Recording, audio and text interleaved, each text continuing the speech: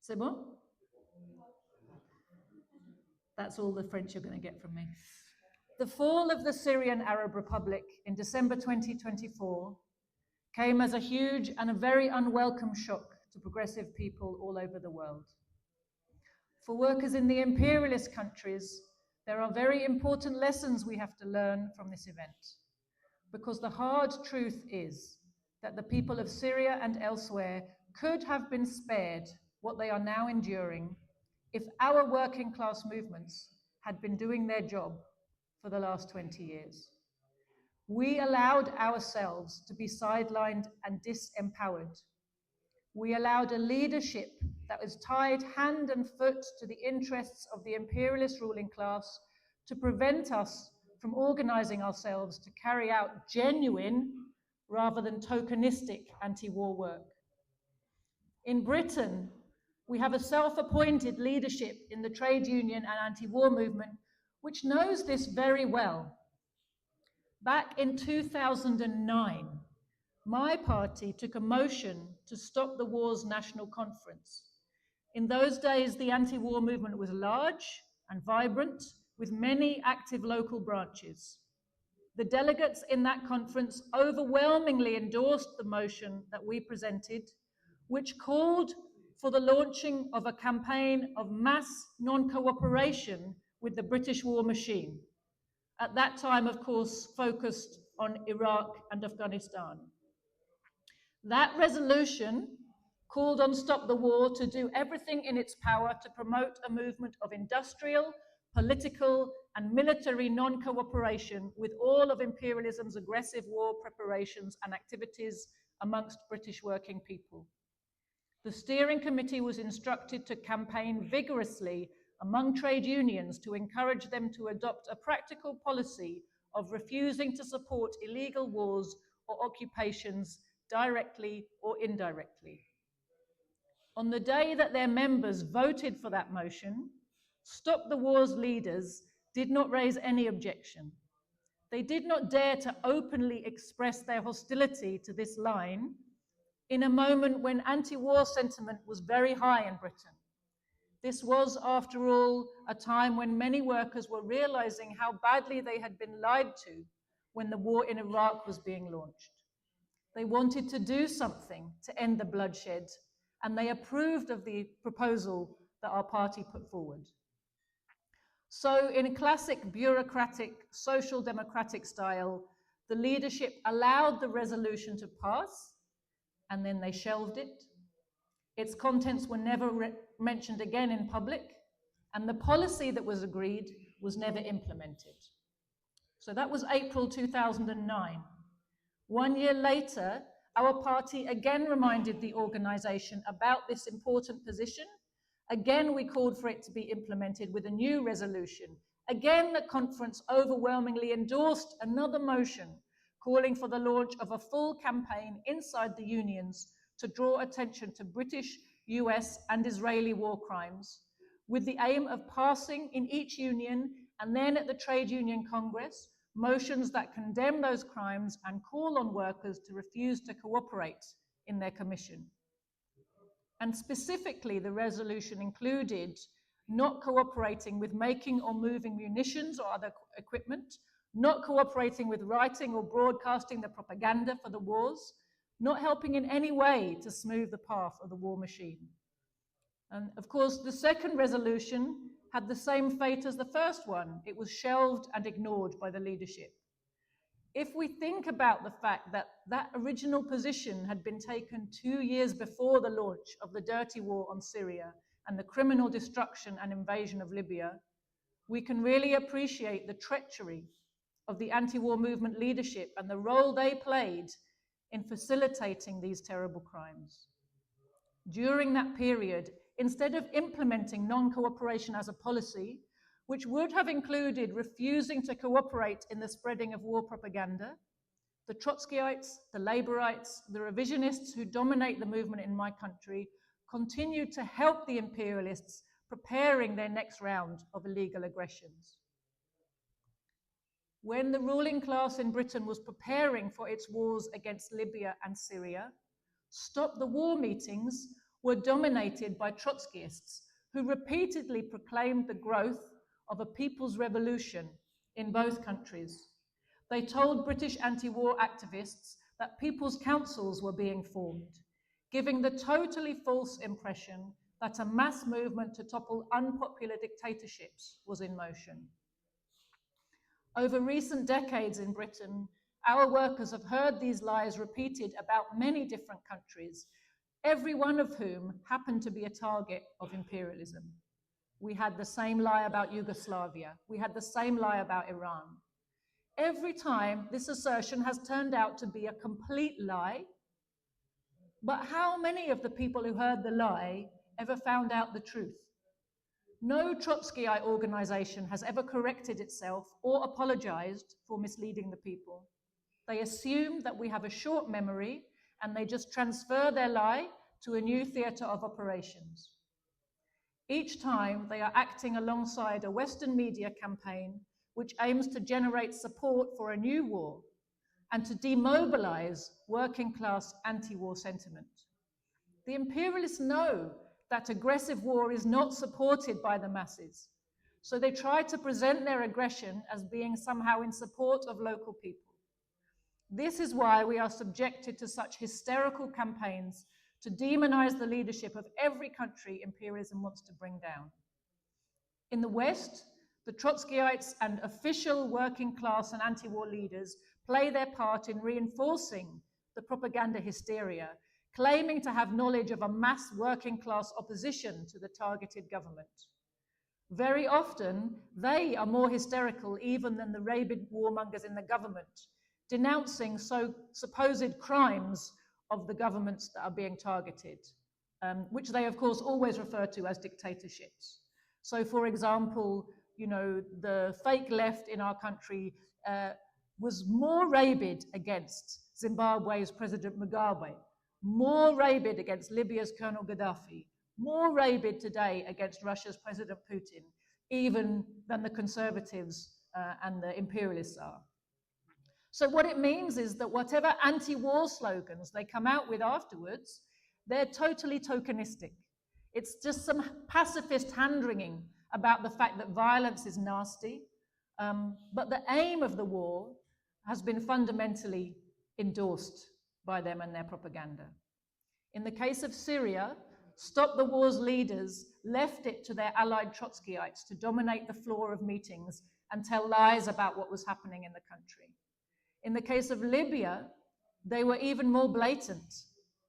Just at the time when British people were being inundated with lies about Libya and Colonel Gaddafi by our politicians and media, Stop the War's leadership responded not by exposing the lies, but by organizing a picket outside the Libyan embassy to protest Colonel Gaddafi's supposed crimes against his people. And when my party criticized and exposed this war-enabling activity by our supposedly anti-war leaders, which was being carried out just as NATO was preparing its blitzkrieg, and the international propaganda campaign was reaching a fever pitch, we, my party, were expelled from the anti-war movement by a leadership, by the way, which had never been elected, and according to no official rule. So the only organization in Britain which had proposed a genuine anti-war policy and which the membership of the anti-war movement would have been happy to carry out if they were given decent leadership was expelled from the official anti-war movement, just as imperialism was launching 2 more illegal aggressive wars, wars that the anti-war movement in Britain did absolutely nothing to prevent or oppose. And it's worth noting for those who follow British politics that the chair of Stop the War Coalition at that time was Jeremy Corbyn, the man who would later be held up to the British working people as the great hope for their salvation from austerity and war.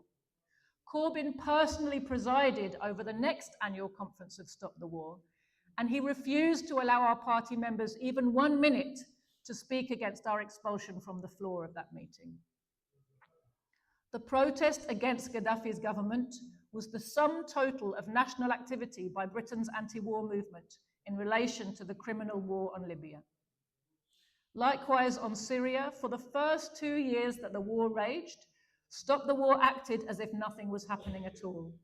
They carefully avoided mentioning the conflict. When a parliamentary vote was held in 2013 to decide on launching direct, as opposed to proxy intervention, they took part in some lobbying of MPs, but no mass movement was mobilised at any point to use British working class power to prevent or stop the war. And no effort was ever made to expose the lies being told about Bashar al-Assad's government or to explain the real role of British and US imperialism in creating and directing all the proxy forces that were working together to carve up and destroy Syria, from the army of mercenary jihadi invaders to the Kurdish separatists and the Zionist bombers. In fact, the reverse. Many of those involved in Stop the War's leadership described the invading jihadists and terrorist gangs as the cutting edge of a working class progressive revolution against a dictatorship. To our great shame, as British workers, the last time the working class successfully organised against a British war intervention was more than a century ago. In May 1920, inspired by a communist-led Hands Off Russia campaign, dockers in London refused to load arms and ammunition onto a ship called the Jolly George, and they gave such a lead to the whole working class that it was able to defeat the British bourgeoisie's planned invasion of revolutionary Russia. That working class campaign against the invasion of a foreign country included mass protests in Trafalgar Square, but it achieved victory because workers collectively refused to participate in the invasion, not just as soldiers, but also as facilitators. Not only did a very shaken British government back down, it was also quick to grant some pension and unemployment concessions to the working class, whose militance was posing a direct threat to the stability of British capitalist rule at that time. This history is unknown to the vast majority of British people. It's deliberately buried not only by the ruling class, but also by the social democratic leadership of the organised working class. These misleaders have blood on their hands from every war waged by British imperialism without meaningful British working class opposition. In the case of Syria, they are palpably guilty, having enthusiastically endorsed lies about the Assad government and failed to mobilise meaningfully against the war. From the beginning of the war, my own party put forward two slogans. The first was victory to Syria. The second was no cooperation with the war effort. One of the many leaflets we distributed in the early phase of the war outlined the real reasons for the war. We said Syria's government is guilty of the high crime of following anti-imperialist policies which want to deliver economic and democratic gains to the Syrian, Arab, and Middle Eastern peoples. The imperialists, faced with the deepest ever economic and social crisis of capitalism, and with the prospect of losing some of their all-important footholds in the Middle East, want to grab Syrian and Iranian resources.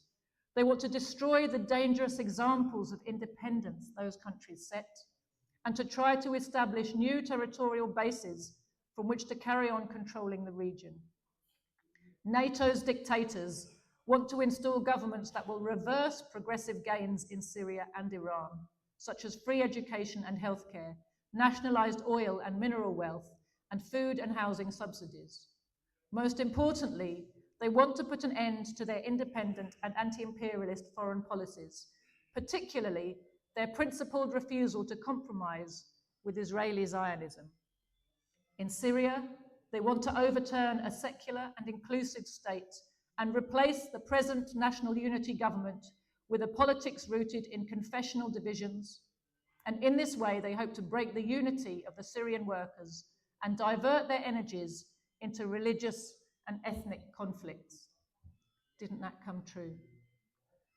What might have happened if this understanding had been spread by the whole of the trade union and anti-war movement to the British working class 15 years ago? How much suffering could have been spared not only in the Middle East, but also at home if the workers had been organised to resist the endless onslaughts of crisis-ridden imperialism. The treachery of the anti-war movement's official leadership allowed the British ruling class to play its vital role in directing a proxy jihadi army against Syria with impunity. It left the British working class ignorant of the ways in which the imperialists were destroying that country's economy and steadily undermining its social fabric through a combination of vicious sanctions, endless bombing campaigns, territorial occupation, and the seizure of some of its most important oil fields and wheat-growing areas. Today, the working class of Britain is more demoralised and less organised than ever before. And at the same time, as ever larger numbers are being plunged into abject poverty with no meaningful resistance, we see the long-standing plans of the imperialists of organised Syria also coming to fruition. Workers should take careful note of who joined the imperialist cheering over the fall of President Assad and the destruction of the secular, sovereign, anti-imperialist and anti-Zionist Syrian Arab Republic. They have shown their true colours, and their allegiance to imperialism has been clearly revealed. The anti-war, anti-imperialist and anti-capitalist movements will get nowhere until we learn to recognise such enemies within our ranks and eject them. We owe this to our brothers and sisters in Syria and all the other countries ravaged by imperialist war, and we owe it to ourselves. For as Lenin pointed out, the revolutionary movement in the advanced countries would in fact be nothing but a sheer fraud if, in their struggle against capital, the workers of Europe and America were not closely and completely united with the hundreds upon hundreds of millions of colonial slaves who are oppressed by that capital. We need a program and a strategy against war that recognizes the intimate connection between the struggle of the workers in the imperialist countries and the struggle of the masses in the oppressed countries. We need to understand that imperialism's strength comes from its ability to draw super profits from colonial and neo-colonial territories and to use a portion of those profits to buy social peace at home. We need to recognize that the struggle to rid humanity of this parasitic and bloodthirsty system must be fought on both fronts, and that neither can be fully victorious without concerted action by the other. In the imperialist countries, this means refusing any longer to be sidelined, refusing to accept the false idea that we are only bystanders to world events. It means organising ourselves to deliver meaningful solidarity to those who are targeted by our common exploiters overseas. By effecting such organisation, we will also begin to create the forces necessary for taking charge of our own society and finally overthrowing the senile rule of British finance capital at home. In considering all this, we should note that the overall trajectory for imperialism is the same as it was before it achieved what we have no doubt will turn out to be a temporary victory. It is true that this victory has been achieved through the most dirty and brutal means and is having horrific consequences for the Syrian people. But this does not by any means signify the end of our struggle, comrades, either for Syria or for us in the West. Our shared struggle continues. We expect, and we are already seeing, that the struggle of the people of the Middle East will be redoubled in the face of this reverse. And we in the imperialist heartlands must likewise learn to organise ourselves so we can play our essential part in bringing about the final victory of the struggle against imperialist domination of the globe. Reverses are bound to happen in the course of a long struggle such as ours, but no such reverse can alter the fact that imperialism is weak and rotten at its core. The system has become so utterly parasitic that it can no longer even organise itself efficiently to fight its own wars. It remains incapable of escaping the contradictions of capitalist economics and the deep global crisis of capitalist overproduction, a crisis that is impelling the imperialist bloc in a reckless drive towards all-out global war against Russia and China. The launch of the Al-Aqsa flood operation by a resistance movement that the Zionists thought they had successfully neutralized, and the course of the genocidal war against Gaza over the last year and a half have shown clearly that while the imperialist camp can do tremendous damage to people and places, the real balance of forces in the region has in fact shifted substantially in favor of the axis of resistance. The imperialists and all their proxies combined have been unable to defeat even one of the Palestinian, Lebanese, or Yemeni resistance movements. In fact, the reverse. Without the full support of the entire NATO bloc, Israel would have been destroyed by the combined actions of those forces. The imperialists have likewise been unable to wage an open war against Iran. Despite the defeat suffered in Syria, this steady shift in favor of the resistance remains fundamentally unaltered. Meanwhile, in the imperialist countries, the outrage of large numbers of workers at the genocidal war being waged in Gaza, their disgust at their own government's complicity, has led to an outpouring of rage on the streets that the imperialists have been unable to contain via their usual anti-war control mechanisms. While relatively few workers in Britain as yet understand the role that was formerly played by Syria in the axis of resistance, the growing anti-Zionist consciousness that is developing in Britain is creating a genuinely anti-imperialist core at the heart of the Palestine solidarity movement, for the first time, really. Since this is not under the control of the social democratic controlled opposition, the state is having to become increasingly repressive in response, which is further undermining its claims to be either democratic or representative. My own party members are among many, many people who have been targeted under public order laws for supposedly anti-Semitic activity and anti-terror laws for supposedly terrorism supporting activity. This began under the last Tory government and has continued under the new Labour government. Labour's role as an unconditional supporter of Zionism and the Gaza genocide has exposed not only the party's leadership, but all those supposedly left forces who endlessly repeat to workers that Labour is the party of the working class and that voting Labour is the only route to meaningful change in Britain. We have no doubt that the forces of resistance in Syria and across the region are going to continue their century-long struggle for liberation and sovereignty. For our part, we are determined to educate as many workers as possible with a genuinely anti-imperialist understanding, re-establishing a Marxist-Leninist leadership that is able to give clear guidance in the rebuilding of a revolutionary movement in Britain. When we consider, comrades, the blood price that is demanded of humanity for every year that this decaying, parasitic system remains in place, it is simply not acceptable to wait passively for better times. It is our bounden duty to work now and work together so that the defeat of Anglo-American imperialism and all its proxy forces is brought about sooner rather than later. Death to imperialism, death to Zionism, victory to the axis of resistance, no cooperation with imperialist war. Thank you, comrades.